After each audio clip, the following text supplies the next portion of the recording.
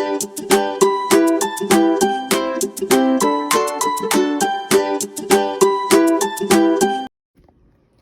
I'm Miss Caitlin, and for First Chapter Friday, we're going to be covering the novel Peter Lee's Notes from the Field by Angela Ahn.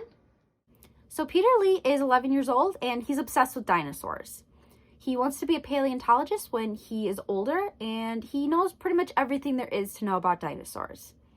He has a makeshift dig in his grandparents' backyard where he can dig for fossils, and he has a journal that he carries with him to write down his observations because he wants to be as experienced and know as much about this field as he possibly can. And when his little sister LB finds an opportunity at the Canadian Dinosaur Museum for him to get to go on a real life dinosaur dig, he is thrilled. He is convinced that this is going to be the best day of his life, and he cannot wait to finally get to be a real paleontologist for the day. But of course, things don't go quite the way he planned, and he discovers that the heat and the dust really aggravates his asthma, and he's convinced that he's never going to be able to be a paleontologist because his body won't let him. So he is convinced that everything he's worked for up to this point has pretty much been useless, and he's convinced that his summer and dream is ruined. And he's kind of struggling with that. But worst of all is that there's something going on with his grandmother, Hammy. She is super forgetful. She will call him by the wrong name or just kind of forget about things that she should know because they're all super close with his grandparents. So he has decided that even though he's not going to be a paleontologist, he still has all of this science knowledge, and he's going to be using that in order to figure out what's going on with Hammy and to try to find some way to help her.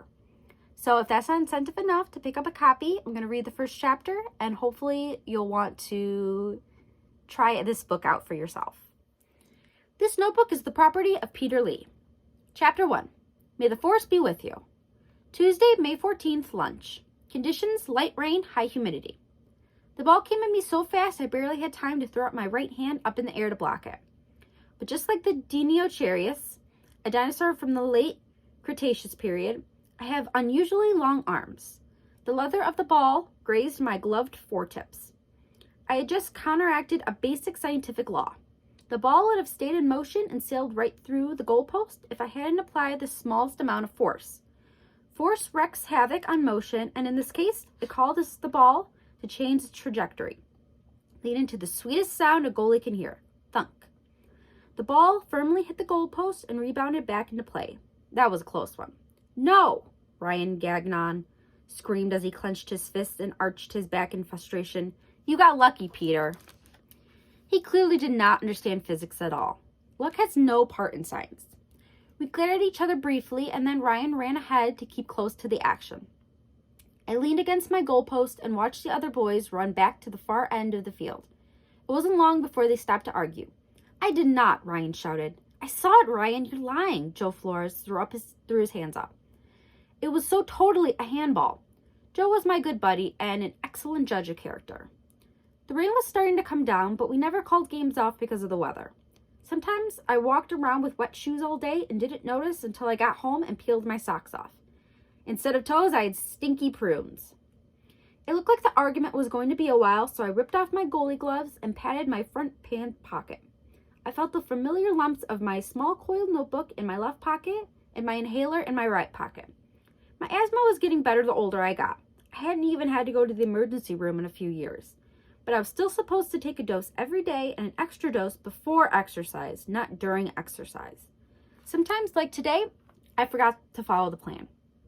I made sure it was a good time to turn my back to the game so I could privately take a quick puff. The game had come to a complete stop. Even if he had touched the ball, Ryan would never admit it. Joe was trying to argue, but this was Ryan. I sighed and waited for the game to resume. I needed to keep loose, so I swung my long arms around and around like helicopter blades. As a goalie, the only player on the field who could use their arms, all this height had an advantage. At 5'9", I'm the tallest boy in my 5th grade class. I get to stand in the middle of the back row for the class photo. That's the top dog spot, and it had been mine for years.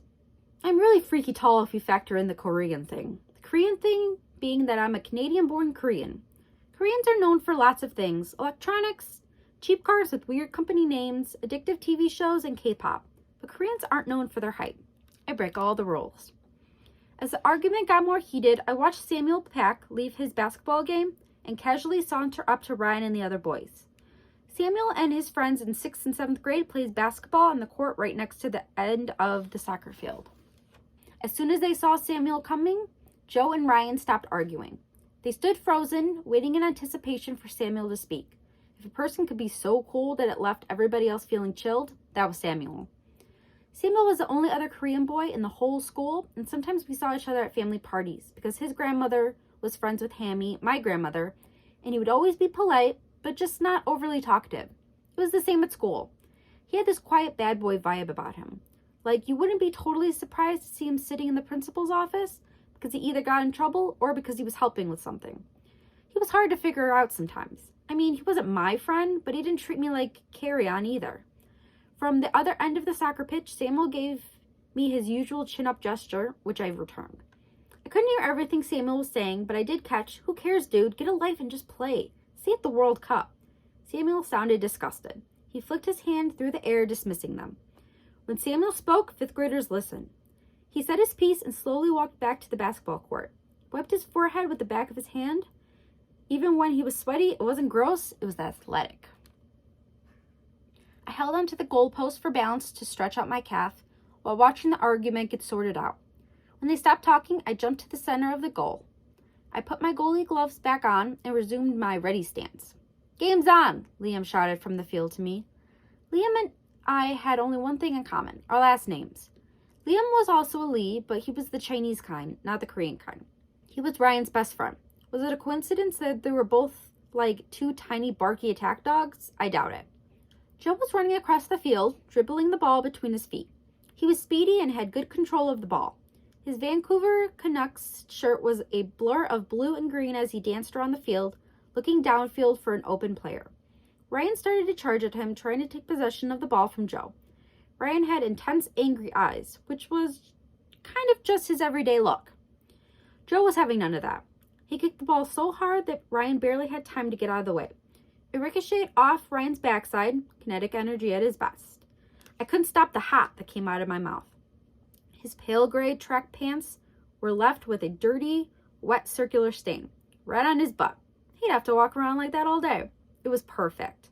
I saw a lopsided smile flash across Joe's face. That stain was going to make Ryan even madder. The ball rolled out of the soccer field and bounced towards the playground closer to the school. Because the rain had started to come down hard, the playground was empty except for LB. I eyed my little sister from across the field. No matter the weather, she was always in the playground, even if she was alone. She was usually alone anyway. The boys cupped their hands around their mouth and shouted, "LB!" They pointed to the ball. My little sister had been whizzing back and forth on the zip line. When she reached the end of the line, she gracefully jumped onto the platform and skipped to the ball, which had come to a stop near her. LB picked up the ball and balanced it in her right hand. She looked like a baseball pitcher at the right. Her body turned to the side, her elbow bent, and then her high leg kick. The ball flew through the air in an impossibly long arc. "Whoa," said Liam. His cheeks were flushed and his dark hair shiny with sweat. I watched him as he watched the ball fly through the air. "Thanks," the other boys shouted across the field as the ball landed near their feet. "Hi, Petey," she yelled, waving. I shooed her away. The game was back on. Unlike me, LB was small. She was the smallest child in her 2nd grade class. She sat in the front row on the end of the bench in her class photo. That was the shrimp spot. Nobody wants the shrimp spot. In this year's class photo, LB wore yellow leggings with a unicorn pattern all over them and a white t-shirt covered in rainbows. Her socks even had pink hearts. You could see the pattern poking out between her running shoes and the hem of her pants. She always dressed herself in a way that made her look, I don't know, kind of loud and flashy, like an exploding glitter bomb. Sometimes all the girl stuff on her clothes was a bit much. Even the rain jacket she was wearing right now was covered with sparkly bits. She was hard to miss. As Ryan ran by me, he said in his mocking, squeaky voice, "Hi, Petey." I tried to swat at his back with my gloved hand, but I missed. He didn't have a younger sibling who humiliated him like I did. I had a love-hate thing with Ryan. I loved to hate him. The bell rang, and as I half jogged, half walked back to class, I heard the supervision aide blow her whistle and yell at LB like she did almost every day. Last one in again, LB, get back to class. And if you enjoyed that, you can pick up a copy of Peter Lee's Notes from the Field by Angela Ahn at the Aurora Public Library today.